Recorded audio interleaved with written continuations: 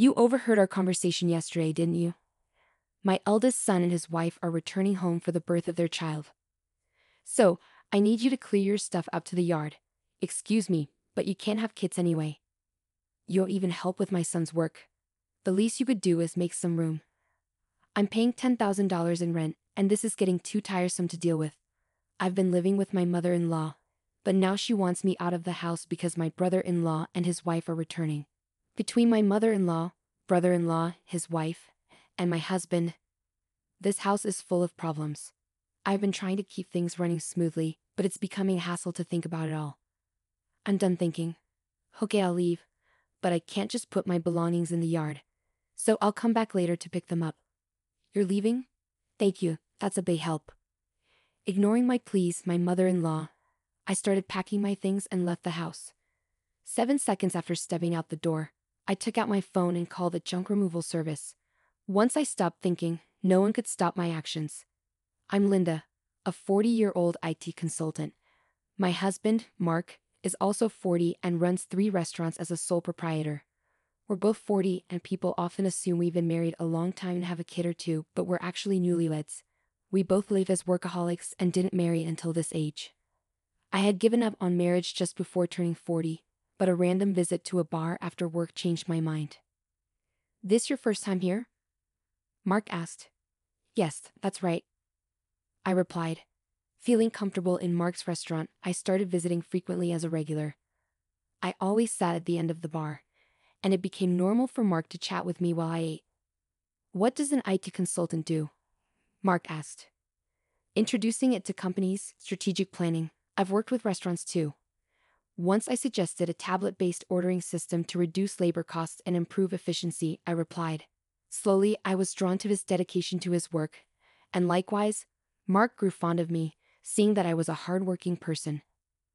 I'm always busy with work and can't talk much. How about we go out for dinner sometime? Mark suggested. Excited about the chance to dine with a restaurateur, I eagerly agreed. We started dating, and 2 years later, as we both turned 40, we decided to get married. Feeling shy about being a bride at 40, I asked my husband to skip the wedding ceremony and we just took some photos of us dressed up. After we got married, I moved from my apartment to my husband's house, a 3-story building with a garden and parking located in a high-end area. The rent is apparently around $10,000. Some might think it's unthinkable to live with a mother-in-law right after getting married, but I'm 40, so I don't mind much. Plus, my mother-in-law is 70 and my father-in-law has passed away, so living together seemed necessary when my husband suggested it. I immediately agreed, but after moving in with my mother-in-law, I regretted accepting so quickly. When I moved into my husband's house, besides the bedroom for us, I even got a lavish office room for myself. His house seemed too big for just 2 people, with many spare rooms. Once I settled in, I asked my husband a simple question. Why do we need such a big house just for you and your mother? I have a brother 3 years older than me. He left home after college, and I've lost touch with him for the most part. He hasn't been home at all, and it's been a few years since I've heard from him. He's such a man that one day he might get into trouble and come back to me and Mom, right? So we decided to rent a bigger house, my husband explained. I think it's a little too big, I said. Well, I got married, and you came, so I guess it all worked out, my husband said with a smile as he unboxed my books and arranged them on the shelf. He talked about his brother Daniel from his story. It seems Daniel is aimlessly hopping from job to job, but my husband doesn't think badly of him. Don't talk about that kid. What if he really comes back? My mother-in-law appeared at the doorway of what would be my office, seemingly checking on us. It appears she doesn't have a good opinion of him, unlike my husband. It's understandable for a mother to show a cold reaction to an eldest son who shirks his responsibilities. However, I'm worried that my husband and my mother-in-law might clash over his brother someday. Also, I'm not too fond of you either, Mom. Come on, we're going to live together now, so stop saying things like that, I said. I'm not saying you should leave. I just need to make things clear from the start. My mother-in-law walked away, her slippers making a padding sound. I'm sorry, I'll talk to her, my husband said. It's okay. I got a similar talk when we met for the wedding. I'll build a relationship with your mother as we live together, I replied. I took a book from my husband's paused hands and placed it on the shelf. It seems she doesn't like my age. I'm 40, so it's not impossible to have children, but I guess it's a challenging thought. Also, Mark's elder brother Daniel is not married and has no children, so there's a high chance that my mother-in-law won't get to see her grandchildren. That's why she's disappointed and wishes Mark had married someone younger. To her, Daniel, who doesn't fulfill his role as the eldest son, and I, who can't fulfill my role as a wife in her eyes, are probably the same. I understand her feelings, but I can't turn back the clock on my body, so there's nothing I can do about that one. Once the move was completely finished, and our married life officially began, my mother-in-law's coldness towards me became evident. She ignored or avoided me when I spoke and tried to have as little to do with me as possible. It's a bit lonely, but since there's no harassment or physical violence, I guess I should consider it okay for now. I can build a relationship with her over time, but more pressing is my concern for Mark. Are you okay with your work? I asked him. No, it's pretty bad. I need to take action soon, but it's tough to arrange the finances, Mark replied, sitting at the dining table with his head in his hands. I stopped doing the dishes and sat down in front of him to listen. These are tough times. Prices are soaring, expenses climbing, and customers are tightening their wallets. There's no end in sight if this keeps up. We might have to close another one of our stores, Mark continued, about a year into our marriage. The situation at Mark's restaurants worsened. One of the 3 stores had already closed, and it seemed another might have to shut down too. Seeing Mark's troubled face made me feel distressed, but my mother-in-law seemed unaffected by these troubles. You're Mark's wife, but you don't help out at the store. You just do your own job. Can you really say you're fulfilling your role as a wife? My mother-in-law's voice pierced through the air from the living room as she overheard our conversation. I wondered what she was thinking, but she has her own way of seeing things. Mark has been running his own restaurant for nearly 10 years, overcoming various challenges. I believe he'll pull through this time too. You, his wife, shouldn't be making that face. Are you trying to feed into his anxiety and make him fail? What a terrible wife, she shouted again, her words filled with spite and venom. I knew she wasn't just trying to fire me up, but she wasn't entirely wrong. I took her words positively and decided to support Mark to the fullest, smiling reassuringly at my anxious husband. A year later, just as she said, Mark managed to turn this situation around and avoided closing a second store. See, I told you, I said to my mother-in-law. A stupid wife who can't even trust her husband. Don't drag Mark down, she replied, lashing out at me without reservation. The relationship with her might seem to have worsened, but since Mark's business is doing well, I'll consider it a break-even situation. I thought things were balancing out, but it turned out to be a clear negative for me. Mark. Daniel called for my brother, my mother-in-law suddenly said. Yes, Daniel's girlfriend is pregnant. That's great news. She's a 32-year-old who worked at the same bar as Mark. They asked. Something. Why are you being so formal all of a sudden? I asked. Daniel is a freelancer and so is his pregnant girlfriend. With a baby on the way, they're struggling. They asked if they could move into this house and if they could work at your restaurant, my mother-in-law explained. I was contemplating how to confront Mark about the affair from the dining room when my mother-in-law came into the living room and started talking to him. The conversation was about Daniel, whom I've never met, and I was completely left out as they continued talking. It was a strange scene. She used to dislike Daniel for not fulfilling his role as the eldest son, yet now she was asking Mark to welcome him. The reason was simple, the grandchild. She had given up hope of seeing a grandchild, but now saw an opportunity and completely changed her stance. She was even planning to offer them a home and jobs. Ah, okay. Mark finally replied, looking back at me with a clearly troubled expression. Come on, it's a good thing. Daniel is in trouble and you, Mark, have the means to help him, my mother-in-law said. I felt a sense of unease. Is it not odd to have Daniel and his family move in? I looked at Mark in the living room from the dining area, and he seemed to share my concern. But with my mother-in-law's sudden decision, it seemed we were both in for some unexpected changes. I grappled with Mark's inability to say no to his mother. I had hoped he would stand up to her, but it seems it was just wishful thinking. He kept glancing at me, probably worried about my reaction. The worsening relationship with my mother-in-law, Mark's affair, now living with Daniel and his family, the problems just kept piling up. Overwhelmed and not knowing where to start, I decided to abandon thinking for today and just go to sleep. The next day being a holiday and probably due to extreme mental fatigue, I slept in until late morning. Mark was at work, so it was just my mother-in-law and me at home. Dreading what she might say about my sleeping in, I reluctantly headed to the living room. "You sure slept in. Must be nice to have such leisure," she said, surpassing my expectations. "You heard Mark and me talking yesterday, right? Daniel and his wife are coming back for a maternity leave visit, so move your stuff out to the yard." Excuse me, I was still groggy from sleep. Did she really mean I should live in the yard? Or was she telling me to leave the house? "You can't have kids anyway. You don't help with Mark's work, so you should at least make room for Daniel and his family. We have 2 spare rooms left, so if you leave and your office is free, we can have a bedroom and a nursery for Daniel's family and a storage room for their stuff. Don't you think the room count and usage are just perfect?" It seems she was indeed telling me to leave, but a storage room for Daniel's family. I'm being kicked out to make room for a space that doesn't seem necessary. Originally, I was allowed to use the office because there were spare rooms, and I don't mind if it's gone. A bedroom for Mark and me is enough. Daniel's family can live here without me leaving. Realizing that my mother-in-law now sees no reason for me to be in this house as a wife since she can see her grandchild and I'm paying $10,000 in rent, I'm too tired to deal with all this. I decided to clear my mind and give my brain a rest. Silent with my mother-in-law, the only sound in the living room was the ticking of the clock. "Okay, time to leave," I said, having rested my mind. I decided it's too much trouble to worry about what happens to Mark, my mother-in-law, Daniel's family, and their future. "Understood. I'll leave.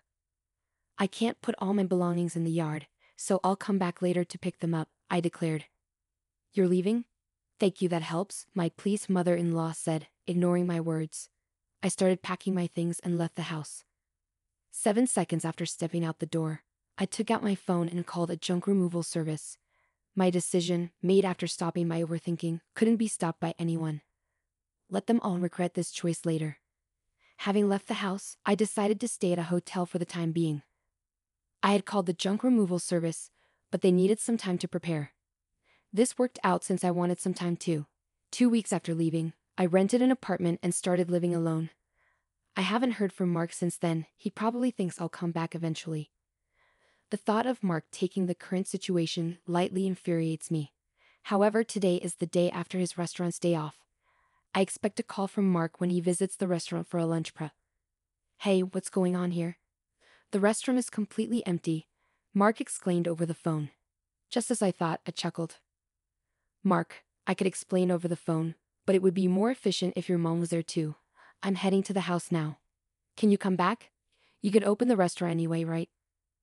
I couldn't help but laugh before hanging up, amused by Mark's reaction. What on earth is this? The restaurant's fridge, cooking equipment, tables, all the important stuff is gone. Did you do this? Do you think you can get away with this for free? As soon as I arrived at the house, my mother-in-law started yelling at me. It seems Mark had explained half of the situation. There was an unfamiliar couple in the living room, apparently Daniel and his wife. They looked confused and anxious, not fully grasping the situation and my mother-in-law's extreme anger. "It's my restaurant, so there shouldn't be a problem with me starting the closing process or having the items I bought disposed of by a junk removal service, right?" I countered. "Huh? Your restaurant? What are you talking about? Why didn't you explain, Mark? You haven't told your mom, have you? You remember that I still have the main restaurant and the second branch, and the second one was in a financial crisis, right?" Mark began. "Yes, of course. You worked hard to turn it around, changing the tables, chairs, signboard, the restaurant's atmosphere, bringing in new cooking equipment, expanding the menu, and replacing the fridge and freezer to accommodate the new menu, right?" My mother-in-law nodded.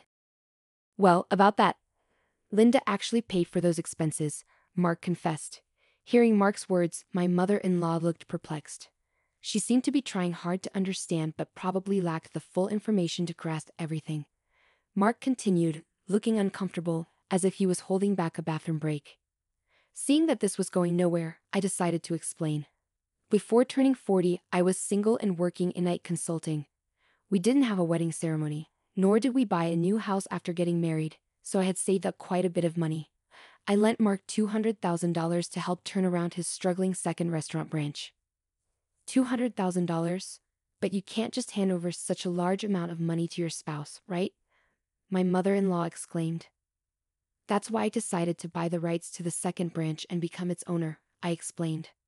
I left most of the management to Mark, so there wasn't much for me to do as the owner. The only change was that Mark shifted his focus from the main branch to the second one for its recovery. When Mark's restaurant was in crisis, I had to show my concern alongside him. It was when my mother-in-law yelled at me for not showing enough trust in my husband that I decided to support Mark to the fullest. My form of support was giving him the money I had saved during my single years. Mark, is this true? My mother-in-law asked. Yeah, it's true. She said it was okay if I failed and wasted the $200,000. She gave me the money, but since it was such a large amount, it was going to fail anyway. She suggested becoming the owner. The plan was to pay back the borrowed $200,000 from the restaurant's earnings. But it was simpler for Linda to become the owner and have the restaurant's income go directly to her. It also meant that she could decide whether to close the restaurant or not. It's a lie. Can something like that really happen? My mother-in-law exclaimed. I understand it's hard to believe hearing this all of a sudden. That's why I brought some evidence, I said, spreading documents like the business license transfer of rights agreement and lease agreement on the table, proving that I was the owner of the restaurant. My mother-in-law's face turned red as she confirmed my name on those documents. Why didn't you say anything about this? You always talked about how you believed in Mark and how the restaurant was recovering, right? She demanded. Even before we got married, you always encouraged Mark like that. He felt pressured by your words but tried to live up to your expectations. Not wanting to disappoint you as the head of the household, you're pretty cold to people like me and Daniel who don't fulfill their roles, right? That's why Mark couldn't tell you he borrowed a large sum of money from me. He could have just told me. That's why Mark couldn't speak his mind because you get upset easily. People like my mother-in-law often don't realize they're putting pressure on others. They might think it's just a small thing to say, but for the one under pressure, it's a huge burden. Not something they can easily talk about. And even if they did speak up, you would likely be disappointed and start complaining. It was essential not to let Mark's spirit break under her constant jabs, especially when the restaurant was finally turning around. That's why I kept quiet too. But I really wish she had refused when Daniel and his family were coming back. Probably Mark thought it was work-related and agreed without thinking much, I admitted. Mom, Linda, I'm sorry. This situation is my fault for not being decisive enough. If I had managed the restaurant well from the start, Linda wouldn't have had to lend her money. And if I wasn't such a weakling, I could have told you the truth. If Linda decides to close the restaurant, then that's it. But what about the part-time workers? Mark said. Don't worry. In the past 2 weeks, I've already informed everyone about closing the restaurant, and they've all understood. For those interested, I've arranged part-time work at other restaurants through my IT consulting contacts, I assured. That's a relief. So everyone was in on this, Linda showing me an empty restaurant as a surprise, and everyone keeping the closure for me. My mother-in-law asked. Mark, I'm sorry too. I've been pressuring you and Linda. I'm sorry for everything up to now. I won't tell you to leave again. My mother-in-law apologized, and it seemed as if everything was resolving nicely. But that's a misunderstanding. I'm far from being satisfied, and the discussion is far from over. Let's settle this matter next, I said, pulling out divorce papers. What's this? A divorce paper? Mark picked up the papers in shock. Why a divorce? This is supposed to be a reconciliation, right? Don't just assume we've reconciled. You might think it's a secret, but I know about your affair with the part-timer. All the part-time workers knew about it too. I said, displaying an image on my smartphone sent by a part-time worker showing Mark entering a hotel. Anyone can take such evidence, not just the police or detectives. Getting the second branch back on track gave you too much confidence. You really got carried away, I concluded. I remarked that as the owner of the restaurant, I couldn't just stand aside from the day-to-day operations. Even though I couldn't do much in terms of daily management, I made it a point to visit from time to time. During these visits, the part-time workers complained to me about Mark's affair and asked for my help. When I promised to handle it, they provided incredible support. They leaked information about Mark's affair, sent me proof, and even kept silent about the restaurant's closure from him. Wait a minute, closing the second branch and a divorce? What's going to happen to the rent for this place? My mother-in-law's voice shook. I haven't mentioned that yet. I've been paying the entire rent of $10,000 a month for this house. Is that also true? Mark's shoulders slumped. It's true. When the restaurant's revenue started falling, Linda started paying half of it. But as revenue continued to drop, the amount she had to cover increased. Eventually, I ended up paying it all, $10,000 a month. It's the same as my salary, so I paid all the rent. And Mark covered other living expenses like food and utilities. So if Mark gets divorced and only has the main restaurant left, obviously living here won't be an option anymore, I stated matter-of-factly. Mark and my mother-in-law seemed deflated after hearing my words. They slumped as if they had exhausted themselves in a boxing match. Daniel and his wife, now somewhat understanding the situation, hesitantly joined the conversation. What does that mean? We came back here, can't live here? Sorry, Daniel. Right now, I don't have the means to help you with a restaurant or a house, Mark explained. Come on, do something. We're having a baby, at least give me a job. We have enough part-time, Daniel protested. The argument escalated, and it became clear that the future was uncertain for everyone involved. Witnessing the brothers dispute over their mother, the mother-child relationship also deteriorated. Now Mark and his mother are living together reluctantly in a smaller apartment, hardly talking and creating an awkward atmosphere. After the divorce, I first dealt with closing down the restaurant. It was a bit of a hassle, but as the owner, it was my responsibility. However, the fridge, cooking equipment, tables, and chairs I had removed were fairly new, so I managed to sell them at a good price. Adding just a little more money allowed me to finish the restaurant's closure, I recounted. Though it was a brief period, being a restaurant owner and handling its closure was an experience. I believe these experiences will be useful in my IT consulting work someday. I guess work suits me better than marriage. Convinced of this, I continue to work hard today. After the tumultuous events that unfolded, the conclusion of this saga brought a mix of resolution and uncertainty. I continued. The revelation of the true ownership of the restaurant, coupled with the exposure of Mark's affair, exposed the fractures in the family. The decision to close the second branch of the restaurant added a layer of financial stress and uncertainty about the future.